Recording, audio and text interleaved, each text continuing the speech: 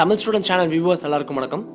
இணையதள வசதி இல்லாமல் வாழ முடியாத தலைமுறையாகிய நம்ம பஸ்ஸோ ட்ரெயினோ புக் பண்ணும்போதோ ஏதோ ஒரு பேஜுக்கு லாகின் பண்ண போதோ இல்ல கூகுள் சர்ச் பண்ணும்போதோ இது போன்ற செக்யூரிட்டி கொஸ்டின்ஸ் பார்த்திருக்கோம்.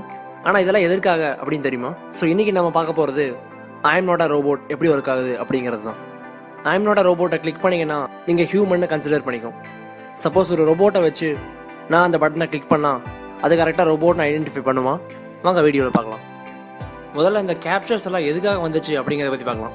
ஸோ ஃபார் எக்ஸாம்பிளுக்கு டிக்கெட் செல்லர்ஸாக இருக்கட்டும், டிஸ்ட்ரிபியூட்டர்ஸாக இருக்கட்டும், மார்க்கெட்டிங் ஏஜென்ட்ஸாக இருக்கட்டும், அவங்க என்ன பண்ணுவாங்கன்னா இப்போ ஒரு ட்ரெயின் டிக்கெட் ஆன்லைனில் வந்து ரிலீஸ் பண்ணுறாங்க அப்படின்னு சொன்னால் வெறும் ஃப்ராக்ஷன் ஆஃப் செகண்ட்ஸில் 100-200 டிக்கெட்டோ சேல் ஆயிரும். அதாவது அந்த டிக்கெட்டை வாங்குறதுக்கு வெப்சைட் டிராஃபிக் அதிகமாகிறதுக்குள்ளேயே எல்லா டிக்கெட்டும் சோல்ட் ஆயிரும். இது எப்படி பண்ணுறாங்கன்னு பார்த்தீங்கன்னா ப்ரோக்ராமிங், ரோபோட்ஸை வச்சு ப்ரோக்ராமிங் பண்ணி டிராஃபிக் ஒரு வெப்சைட்டுக்கு இன்க்ரீஸ் ஆகிறதுக்கு முன்னாடியே அவங்க எல்லா டிக்கெட்ஸையும் கிராப் பண்ணிக்கிறாங்க. இன்னும் தெளிவாக சொல்லணும்னா என் தலைவனோட படம் ட்ரெய்லருக்கு 10,000 பேர் டிஸ்லைக் பண்ணிட்டாங்க, அதுவும் வெறும் 10 நிமிஷத்தில். இல்லை என் FB போஸ்ட்டோ இன்ஸ்டா போஸ்ட்டுக்கோ யாரோ ஸ்பேம் கமெண்ட் பண்ணிட்டாங்க, இல்லை என் FB ஐடியை ஹேக் பண்ணிட்டாங்க அப்படின்னு நம்ம ஃப்ரெண்ட்ஸோ இல்லை நம்ம ரிலேட்டிவ்ஸோ பேசுறதை பற்றி கேட்டிருப்போம். இஃப் ஸோ அவங்க ஹேக்கர்ஸாக இருந்தால் அதுக்கு பின்னாடி போட்ஸ் ப்ரோக்ராமிங் தான் இருக்குது. நீங்கள் உங்களுக்கு பிடிச்ச இங்கிலீஷ் வேர்டை ஏதாவது பாஸ்வேர்டை வச்சுருந்தீங்கன்னா சின்ன ஒரு ப்ரோக்ராமிங் மூலமாக டிக்ஷனரியில் இருக்கிற எல்லா வேர்ட்ஸையும் போட்டு ரேண்டமாக பாஸ்வேர்ட் கண்டுபிடிச்சிடலாம். ஹியூமன்ஸ் இதை பண்ண 10-20 நாள் வேணும்னா போட்ஸ்க்கு 10 செகண்டே போதும். இதையெல்லாம் அவாய்ட் பண்ணுறதுக்கும் செக்யூரிட்டியை நல்லா இன்க்ரீஸ் பண்ணுறதுக்கும் 2000 Luis von, Manuel Blum, Nicholas J Hopper மற்றும் ஜான் லாங்ஃபோர்ட் கண்டுபிடிச்சது தான் கேப்சா. கேப்சாவோட ஃபுல் ஃபார்ம் பார்த்தீங்கன்னா completely automated public Turing test to tell computers and humans apart. சரி, இது எப்படி ஒர்க் ஆகும் அப்படின்னு பார்க்கலாம்.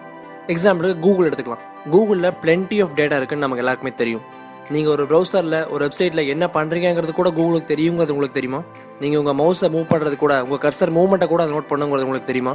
சரி, இதெல்லாம் வச்சு அது என்ன பண்ணும் அப்படின்னு கேட்டிங்கன்னா இதுதான் முக்கியம். இதை வச்சு மட்டும்தான் நீங்கள் ஹியூமனா இல்லை ரோபோட்டாங்கிறது அதை கண்டுபிடிக்குது. கர்சரை மூவ் பண்ணுற மூவ்மெண்ட் வந்து பார்த்தீங்கன்னா ஹியூமன்ஸ்க்கும் ரோபோட்ஸ்க்கும் பெரிய டிஃப்ரென்ஸ் இருக்குது.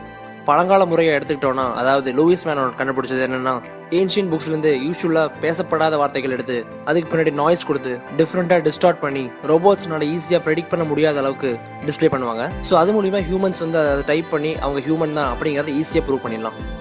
ஸோ ரொம்ப வருஷமாக ஃபாலோ பண்ணிட்டு வர இந்த டெக்னிக் வந்து மிகப்பெரிய பிரச்சனைகள் இருக்குது அப்படிங்கிறது தெரிய வந்தது. முதல் ரீசன் வந்து பார்த்தீங்கன்னா கூகுள் நடத்தின ஒரு ரிசர்ச்சில் கேப்சாக்கான கரெக்ட் ஆன்சரை கண்டுபிடிக்கிறது 33% ட்ரை பண்ணுற ஹியூமன்ஸ் தான், மீதி 67% ஆஃப் ஹியூமன்ஸ் ஃபெயில் ஆயிடுறாங்க. ஸோ ரெண்டாவது விஷயம் வந்து பார்த்தீங்கன்னா பார்வை இழந்தவங்கனால கேப்சாவை பார்த்து ட்ரை பண்ண முடியாது. ஸோ அதுக்கு பதிலாக ஆடியோ கேப்சான்னு கொண்டு வந்தாங்க.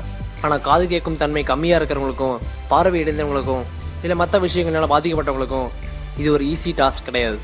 ஸோ இன்னொரு முக்கியமான விஷயம் வந்து பார்த்தீங்கன்னா கேப்சாவை இன்வென்ட் பண்ணதுலேருந்து இப்போ வரைக்கும் ஆர்டிஃபிஷியல் இன்டெலிஜென்ஸ் ரொம்பவே வளர்ந்து வந்துச்சு. ஸோ பழங்கால கேப்சா முறைகளை இப்போ இருக்க ரோபோட்ஸ் ஆர் ப்ரோக்ராம்ஸ் ரொம்பவே ஈஸியாக கண்டுபிடிச்சிட முடியும். ஸோ அதை சால்வ் பண்ண கூகுள் அந்த கேப்சாஸை அடுத்த லெவலுக்கு கொண்டு போச்சு. அதுதான் நோ கேப்சா ரீகேப்சா அப்படிங்கிறது. அது என்னென்னு பார்த்தீங்கன்னா I am not a robot. ஒரு யூஸர் அதை கிளிக் பண்ணான்னா ஒரு HTTP ரிக்வெஸ்ட் கூகுளோட சர்வருக்கு போகுது அண்ட் அதோட சில பேராமீட்டர்ஸும் பாஸ் ஆகுது. என்னென்னு பார்த்தீங்கன்னா உங்கள் IP அட்ரஸ், உங்கள் கண்ட்ரி, டைம், நீங்கள் எப்படி உங்கள் கர்சரை மூவ் பண்ணியிருக்கீங்க அப்படிங்கிற டீட்டெயில்ஸ் தான். ஸோ இதை தவிர பல இன்ஃபர்மேஷன் போயிருக்கலாம், அதை கூகுள் ரிவீல் பண்ணலன்னு நம்ம அஸ்யூம் பண்ணிக்கலாம். ஸோ இந்த இன்ஃபர்மேஷன்லாம் கூகுள் சர்வருக்கு போனதுக்கப்புறம் கூகுளுடைய machine learning risk analysis machine அதை வெரிஃபை பண்ணி நீங்கள் யூஸரா இல்லை ரோபோட்டா அப்படிங்கிறத சொல்லும். அப்படி இன்ஃபர்மேஷன் பாஸ் ஆகியும் அதனால் சொல்ல முடியல அப்படின்னா செகண்ட் ஆப்ஷன் அதோட டேட்டாபேஸ்லேருந்து சில இமேஜஸை கொடுத்து find images with roads, street signs, cars இந்த மாதிரி கொடுக்கும். இதுக்கு பேர் இமேஜ் ரெகக்னிஷன் கேப்சா. ஸோ இதை வச்சு ஃபிக்ஸ்டாக நீங்கள் ஹியூமனா இல்லை ரோபோட்டா அப்படிங்கிறத கண்டுபிடிச்சிடலாம். ஸோ இந்த வீடியோ உங்களுக்கோ உங்கள் ஃப்ரெண்ட்ஸ்க்கோ யூஸ்ஃபுல்லாக இருக்கும்னு நினச்சிங்கன்னா மறக்காமல் ஷேர் பண்ணுங்கள். தேங்க்யூ.